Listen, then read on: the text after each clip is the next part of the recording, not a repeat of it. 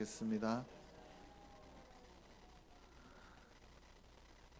한 소년이 산행 중에 바위 틈에서 갓 태어난 독수리 새끼 한 마리를 발견하고는 자기 집으로 데려가 닭장 속에서 병아리들과 함께 키웠습니다.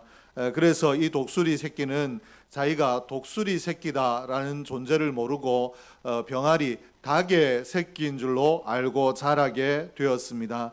그러던 어느 날이었습니다. 바람이 세차게 불고 굵은 비가 쏟아지는 날이었는데 닭장 밖으로 아주 멋지게 생긴 새 한 마리가 창공을 차고 비행을 하는 모습을 보게 되었습니다. 그 모습이 얼마나 멋있던지 이 독수리 새끼가 옆에 있는 닭에게 물었습니다. 저 새는 도대체 어떤 새길래 저와 같이 멋있게 비행을 하느냐라고 물었습니다. 그러자 저 새도 모르냐라고 이야기하며 새 중의 왕인 독수리다라고 이야기를 하고, 우리 같은 존재들은 감히 저 독수리의 흉내도 낼 수 없다라고 이야기를 하는 것이었습니다. 그러자 이 독수리 새끼가 어떤 말을 하는가 하면, 저 새는 사주팔자가 정말 좋은 모양이다.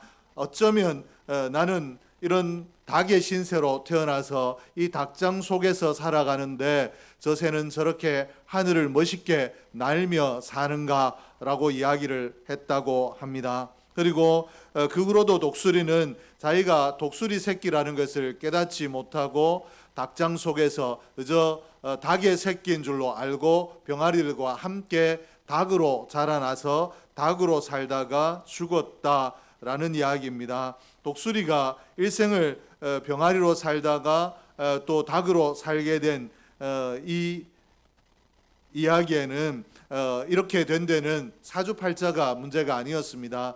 분명히 독수리 새끼로 태어났기 때문에 내가 독수리다라는 것을 알았으면 어떻게든지 나는 연습을 했을 것이고, 어떻게든지 그 닭장을 벗어나서 하늘을 나는 독수리로 살 수 있었을 텐데, 자기가 닭이라고 생각했기 때문에 닭은 날 수가 없다라고 생각하고 이 닭장 속에서 사는 것이 옳다라고 믿었기 때문에 그렇게 닭으로 살게 된 것입니다. 오늘 이처럼 이 독수리 새끼가 내가 누구인가 자기 정체의식이 결여되었을 때 독수리, 자기가 그렇게 동경하던 독수리로 살지 못하고 닭으로 불행하게 정말 나는 내 신세가 왜 이런가 라고 한탄하는 그 닭으로 살게 된 엄청난 불행을 맞이하게 되었다라는 이야기입니다. 사람도 역시 마찬가지입니다. 내가 누군가, 또 내가 누구인가, 나는 어떤 존재인가를 알아야 내가 원하는 대로 살 수 있고 보람 있고 가치 있게 살 수가 있습니다. 내가 누구인지를 모르게 되면 마치 닭장 속에서 평생을 살다가 죽었던 이 독수리처럼 내가 어떤 존재인지, 어떤 존재여야 하는지 영향을 펼치지 못하고 독수리 새끼처럼 닭장 속에서 그 삶을 마감할 수도 있다라는 것입니다. 사람은 자기 자신이 누구인지, 내가 누구인가, 내가 깨닫는 대로, 인식하는 대로 행동하며 살아가게 되어 있습니다. 그래서 내가 누구인가, 나는 어떤 존재인가, 자기 존재에 대해서 깨닫는 것, 이것이 대단히 중요한데, 오늘 우리가 함께 예배드리고 있는데 예배드리는 우리는 어떠한가, 내가 누구인가를 깨달았는가 한번 생각해 볼 필요가 있습니다. 내 정체가 무엇인가를 나는 깨달아 알고 살아가고 있는가, 우리의 모습들을 한번 점검해 볼 필요가 있습니다. 사람이 어떤 존재인가, 사람이 도대체 무엇인가 라고 이야기할 때 유명한 정의들이 있는데, 찰스 다윈은 인간은 고등한 동물이라고 가르쳤습니다. 인간이 동물들과 별반 다른 존재로 살아가는 것이 아니라 그 동물들과 같은 존재인데 조금 더 기능이나 모든 면에서 탁월함을 가지고 있는 고등한 동물이다라고 이야기를 하고 있습니다. 그러자 이 진화론의 영향을 받은 현대인들이 자기의 삶 속에서 인간다움을 찾는 것이 아니라 사람은 동물이기 때문에 동물적인 본성을 가지고 있기 때문에 이렇게 할 수밖에 없고 이렇게 하는 것이 정상이다라고 하며 동물적인 모습을 가지고 살아가게 됩니다. 내 존재가 어떤 존재인가에 대한 세팅이 잘못되었기 때문에 잘못되게 살아가는 것입니다. 프로이드는 어떤 이야기를 했는가 하면 인간은 성적인 억압 가운데 눌림을 받는 존재라고 했습니다. 그러므로 참된 인간으로서의 삶을 살기 위해서는 성적인 해방을 누려야 한다라고 이렇게 이야기를 했습니다. 이런 프로이드의 이런 이야기에 영향을 받은 현대인들이 자기의 삶을 살아갈 때 내가 성적으로 만족한 것, 이것이 인생의 전부이고 인생의 행복인 줄로 알고 살아가고 무절제하게 살아가고 있는 것입니다. 그리고 칼 마르크스는 어떤 이야기를 했는가 하면 인간은 경제적인 수단이다라고 인간을 정의했습니다. 인간을 경제적인 수단 이상으로도 보지 않았고 또 이하로도 보지 않고 딱 경제적인 수단이다라고 이렇게 보았기 때문에 그저 사람을 존귀하게 가치 있게 여기는 것이 아니라 내게 물질적인 도움이 되겠는가 그렇지 않는가로 사람을 판단하는 것입니다. 오늘 이 마르크스의 영향을 받아 현대인들이 사람을 볼 때 딱 이와 같이 봅니다. 저 사람을 볼 때 내가 좀 저 사람이 가난하고 힘들어도 또 약한 자일지라도 사람이기 때문에 내가 우대해야 되고 존중해야 되고 귀하게 여겨야 된다라고 생각하는 것이 아니라 내게 도움이 안 되기 때문에 내가 그 사람과 가까이 할 필요가 없고 또 도움이 안 되는 사람은 내가 얼마든지 멸시해도 하찮게 여겨도 상관이 없다라고 생각하는 삶을 살아가고 있는 것입니다. 왜 이와 같이 되는가 하면 이 사람의 정체를 경제적인 수단이라고 봤기 때문에 경제적으로 내게 도움이 되는가 그렇지 않는가로 모든 것을 판단하기 때문에 그렇게 되는 것입니다. 오늘 이 유명한 다윈이나 또 프로이드나 또 마르크스가 정의한 것처럼 과연 사람의 존재가 성적인 해방을 추구하는 존재, 고등한 동물 그리고 또 경제적인 수단 이상의 가치가 없는 이 정도의 가치만 가지고 있는 존재가 사람인가 우리가 생각해 볼 필요가 있습니다. 분명히 우리가 동물로 보기에도 충분히 다른 것들이 있고 경제적인 수단으로 사람을 보게 되면 정말 우리가 사회적으로 어떤 이야기를 하는가, 저 사람의 삶이 잘못되었다, 어떻게 사람을 수단으로 보는가라고 도덕적으로 잘못된 자로 낙인을 찍고 평가를 하는데 우리의 존재 가치가 과연 이런 정도에만 머물러 있는가?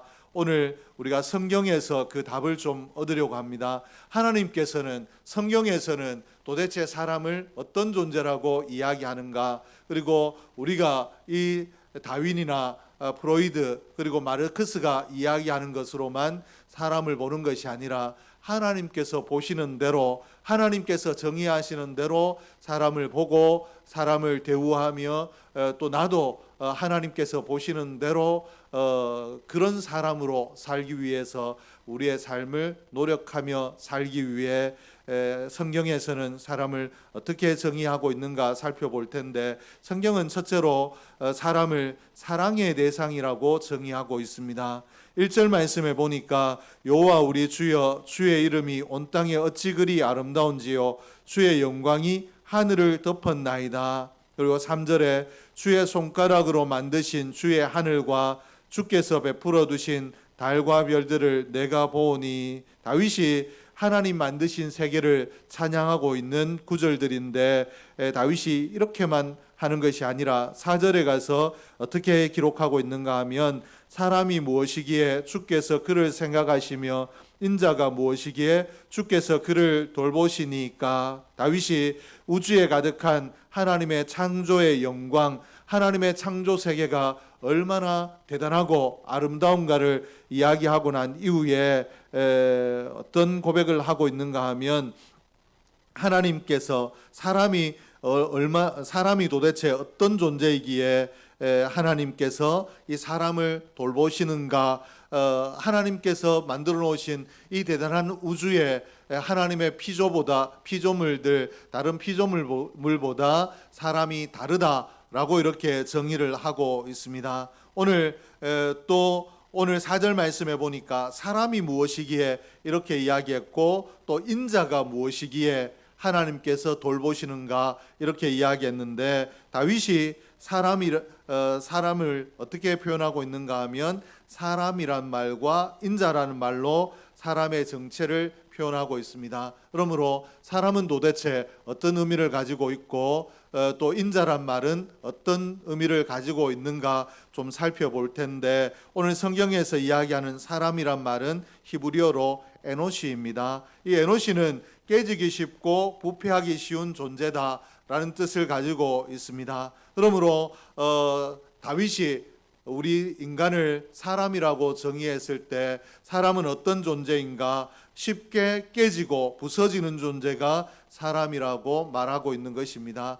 나는 이렇게 쉽게 깨질 수 있고 부서질 수 있는 연약한 존재인데 하나님께서 도대체 나를 왜 사랑하시고 나를 돌보시는가, 다윗이 이렇게 너무 벅찬 감격을 이야기하고 있는 것입니다. 그리고 인자란 말을 또 쓰고 있는데, 인자란 말은 히브리어로 벤 아담이란 말입니다. 이 말은 흙의 아들이란 뜻을 가지고 있습니다. 흙에서 지음 받았기 때문에 흙으로 돌아갈 수밖에 없는 연약한 인생이 사람이라고 이야기하고 있는 것입니다. 인자, 즉 사람이 하나님께서 흙으로 만드셨기 때문에 사람이 이 땅을 살아갈 때 대단하게 사는 것 같고, 또 영광을 얻는 것 같고 권세를 누리는 것 같지만, 그 결국은 흙으로 돌아갈 수밖에 없는 대단히 연약한 존재이다 라고 이렇게 다윗이 사람을 정의하고 있습니다.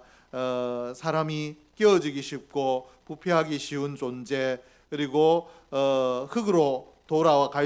흙에서 왔다가 흙으로 돌아갈 수밖에 없는 연약함, 한마디로 이야기하면 다윗은 인생을 연약한 존재가 인생이다 라고 이렇게 이야기를 하고 있습니다. 그런데도 불구하고 이런 연약한 인간이 하나님의 사랑을 받는다 라고 이렇게 다윗을 통하여 하나님께서 우리에게 말씀을 하고 계십니다. 이 말은 다윗이 왜 자신을 사람이다, 인자다 라고 이렇게 표현하고 이런 나를 하나님께서 돌보시는가 라고 이야기하고 있는가 하면, 내가 나를 볼 때도 나는 하나님의 절대자의 사랑을 받을 만한 어떤 아름다움을 갖지 못하고 단단함을 갖지 못한 보잘것없는 존재인데, 하나님께서 나를 그렇게 보잘것없는 존재로 여기지 아니하시고 나를 사랑하신다. 하나님이 나를 사랑하시는 것이 어쩐 일이겠는가, 어떻게 왜 나를 이렇게 사랑하시는가 라고 이렇게 표현하고 있는 것입니다. 흙에서 와서 흙으로 돌아가는 흙의 아들 같은 존재인 우리를 하나님께서 사랑하신다라고 다윗을 통하여 우리에게 말씀하고 계십니다. 깨어지기 쉽고 부패하기 쉬운 존재인 나를, 허물과 실수가 많은 나를 하나님이 그럼에도 불구하고 사랑하신다라고 말씀을 하고 계십니다. 그러므로 성경에서 이야기하는 사람의 존재는 고등한 동물도 아니고 또 성적인 억압에 눌린 성의 노예도 아니며, 사람은 사랑의 대상이다. 경제적인 수단도 아니라 오직 사랑의 대상, 하나님이 사랑하시는 사랑의 대상, 하나님의 사랑받는 자이다 라고 이야기를 하고 계시는데, 오늘 우리의 삶의 모습이 어떤 어려움을 가지고 있든지 어떤 연약함을 가지고 있든지 하나님께서 우리를 사랑하신다라는 것을 기억하며 힘을 낼 수 있기를 원합니다. 둘째로, 사람은 하나님을 닮은 존재라고 성경이 가르치고 있습니다. 사람이 하나님을 닮은 존재라고 가르치는데, 5절 말씀에 보니까 그를 하나님보다 조금 못하게 하시고 영화로운 존귀로 관을 씌우셨나이다. 우리를 이런 연약하고 보잘것없는 흙에서 와서 흙으로 돌아가야 되는 이렇게 부족한 우리를 하나님께서 조금 못하게 지으셨고 영화로운 존귀로 관을 씌우셨다, 우리를 영화롭게 하셨다라고 이렇게 말씀을 하고 계십니다. 하나님은 어떤 분이신가 하면 하나님은 영화로우시고 존귀하신 분이십니다. 이런 영화로우시고 존귀하신 하나님께서 우리 사람을 지을 때 우리가 연약함을 가지고 있지만 그저 연약한 존재로만 지으신 것이 아니라 영화로운 존재로, 존귀한 존재로, 하나님을 닮은 존재로 지으셨다라고 이렇게 말씀을 하고 계십니다. 하나님께서 우리를 처음 지으실 때 하나님을 닮은 존재로 지었기 때문에 우리가 하나님을 닮은 자, 존귀한 자로, 영화로운 자로 이 땅을 살아갈 수 있다라고 이렇게 말씀을 하고 계십니다. 사람과 동물, 짐승의 차이점이 여기에 있습니다. 짐승은 그저 죽으면 그것으로 끝이 나지만 사람은 영화로운 존재로, 존귀한 존재로, 하나님을 닮은 존재로 지음을 받았기 때문에 영혼을 소유하고 있는 자이다 라고 이렇게 성경이 가르치는데, 창세기 1장 26절 말씀에 보니까 하나님이 이르시되 우리의 형상을 따라 우리의 모양대로 우리가 사람을 만들고, 하나님께서 사람을 만드실 때 성령 하나님, 또 성자 하나님, 성부 하나님께서 우리의 형상을 따라 우리의 모양대로 우리가 사람을 만들자라고 이렇게 말씀을 하고 있습니다. 사람은 그러므로 누구인가 하면 별 볼 일 없는 존재가 아니라, 또 원숭이가 진화하여 인간이 된 것이 아니라 하나님의 형상을 담도록 하나님께서 영화롭고 존귀한 존재로 우리를 지으셨다라고 말씀을 하고 계십니다. 이 사실을 인식해야 동물처럼 살지 아니하고, 또 경제를 위하여 살지 아니하고, 또 성을 위하여 살지 아니하고, 존귀한 자로, 또 영화로운 자로 자기의 삶을 내가 어떻게 하면 존귀한 자답게 살겠는가, 자기의 삶을 살아나갈 수 있는 줄로 믿습니다. 그러므로 나를 열등한 존재로 생각하고 그저 닥쳐지는 대로 내가 살고 싶은 본능대로 사는 것이 아니라, 나는 존귀한 자로 지음받았기 때문에 존귀한 자로 살아야 된다라는 인식을 가지고 살기 위해서 오늘 우리에게 하나님을 닮은 존재로 지음받았다라는 인식이 분명히 있기를 주의 이름으로 축복합니다. 셋째로, 사람은 세상을 다스리는 존재라고 성경이 가르치고 있습니다. 6절 말씀에 보니까 주의 손으로 만드신 것을 다스리게 하시고 만물을 그의 발 아래 두셨으니, 여기에 다스린다라고 하는 말은 하나님의 통치를 나타낼 때 쓰는 독특한 단어입니다. 하나님께서 다스리신다, 통치하신다라고 할 때 쓰는 단어인데, 이것을 인간에게 사용을 하고 있습니다. 주의 손으로 만드신 것을 사람으로 다스리게 하시고 라고 이렇게 하나님에게 쓰는 단어를 사람에게 그대로 적용해서 하나님께서 만드신 것들을 우리 사람에게 다스리게 하셨다라고 이렇게 말씀하고 있는데, 이 말을 바꾸어서 이야기하면 하나님께서 하나님 자신이 만드신 것들에 대한 통치권을 우리 인간에게 위임하셨다라는 것입니다. 우리 인간은 연약하여서 만물을 다스릴 수 있는 힘이 없는 존재인데, 하나님께서 이런 힘없는 존재로 그냥 두시는 것이 아니라 하나님 만드신 만물을 다스릴 수 있도록 하나님의 권리, 하나님의 능력을 우리에게 위임하셨다. 우리는 하나님의 이 능력, 통치권을 위임받은 특별한 존재가 우리 인생이다라고 말씀을 하고 계십니다. 오늘 하나님이 만드신 이 세상이 얼마나 분주복잡하고 복잡하게 돌아가는가, 그리고 자연의 이치에 따라 이 세상이 얼마나 질서롭게 돌아가는가, 그리고 얼마나 대단함을 가지고 있고, 사람이 평생을 연구해도 별 하나를 다 연구할 수 없는 이런 신비로운 이것이 하나님 만드신 세상이라는 것을 우리가 알 수 있는데, 하나님께서 이러한 것들을 우리에게 맡기시고 다스릴 수 있게 하셨다라고 이렇게 가르치고 있습니다. 창세기 1장 28절 말씀에 보니까 하나님이 그들에게 복을 주시며 하나님이 그들에게 이르시되 생육하고 번성하여 땅에 충만하라, 땅을 정복하라, 바다의 물고기와 공중의 새와 땅에 움직이는 모든 생물을 다스리라 하시니라. 우리 이 땅에 살아갈 때 우리가 이 땅에서 눌리는 존재로, 그리고 이 땅에서 늘 약한 존재로 살아갈 사람이 살아가야 되는 것이 우리 인생이 아니라 이 땅을 정복하고 다스릴 수 있는 권세를 가진 존재가 우리 인생이라고 이야기를 하고 있습니다. 우리가 그런 존재로 지음을 받았는데 오늘 과연 나는 이런 오히려 이 우주 만물을 다스린 자로, 이 우주 만물에 하나님의 위엄을 드러내는 자로 살아가고 있는가, 아니면 그렇지 못한가 우리가 생각을 해볼 필요가 있습니다. 그러나 오늘 우리가 깊이 생각하지 않더라도 우리 인생의 단면을 보게 되면 우리 땅을 살아가는 존재들이 물질의 노예가 되어 살기도 하고, 또 권력의 노예가 되어 살기도 하고, 뭔가를 이루기 위해서 성공의 신화의 노예가 되어 쫓기는 삶, 그리고 불안하고 초조한 삶을 살아가는 것이 우리 인생의 모습입니다. 영광스러운 자로, 다스린 자로 하나님께서 지어주셨는데도 불구하고 왜 이와 같이 살아가게 되는가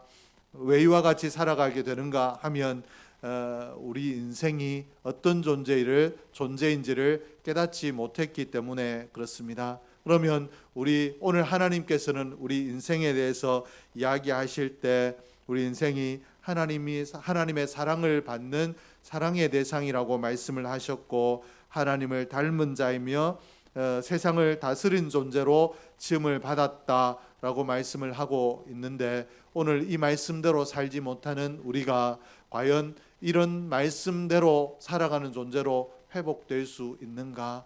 회복될 수 있는 비결을 성경이 우리에게 가르치는데 무엇인가 하면, 이런 존재로 지음받았는데 왜 우리가 이런 존재로 살지 못하는가를 죄 때문이라고 성경이 정의를 하고 있습니다. 사람의 처음 사람인 아담이 범죄함으로 우리가 이런 하나님의 창조하신 권세와 능력을 잃어버리고 이 땅에 눌린 자로, 연약한 자로, 노예와 같은 자로 삶에 쫓겨서 살아가게 된다라고 가르치고 있는데, 오늘 그러므로 이 죄의 문제를 해결하면 우리가 이런 권세 있는 삶도 회복할 수 있는 줄로 믿습니다.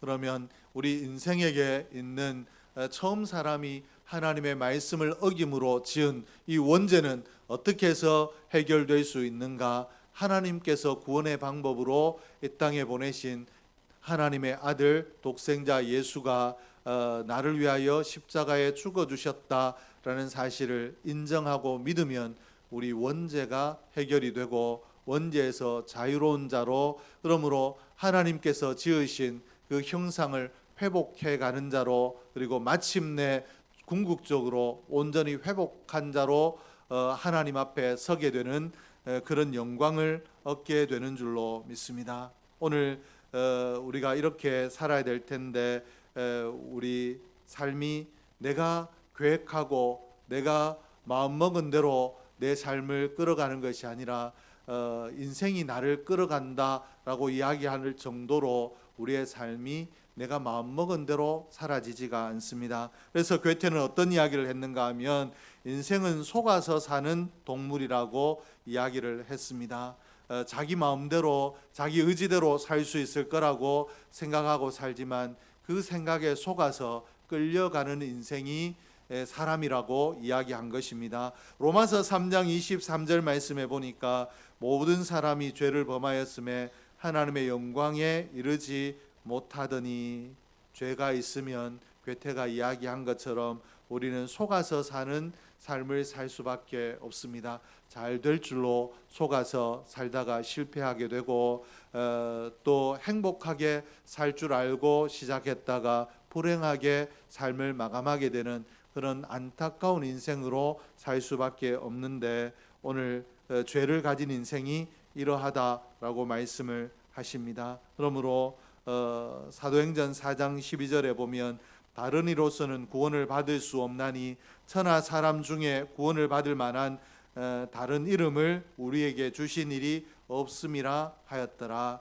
예수 이름 외에 우리가 죄의 문제를 해결할 방법이 없다. 이 말을 또 바꾸어서 이야기하면 예수 이름이면 우리의 원죄가 해결함을 받을 수 있다라고 하시는 말씀인데, 오늘 이 말씀을 기억하고 예수 그리스도 안에서 죄의 문제를 해결하고 물질의 노예가 된 삶, 그리고 여러 내가 가지고 있는 인생의 목표에 노예가 되어 끌려가는, 속아서 사는 인생이 아니라 하나님의 사랑받는 자로, 하나님의 형상을 닮은 존귀한 자로, 그리고 또 하나님께서 권세 주신 권세자로 이 땅을 살아가는 가치 있는 인생, 복 있는 인생이 저와 여러분 될 수 있기를 주의 이름으로 축복합니다.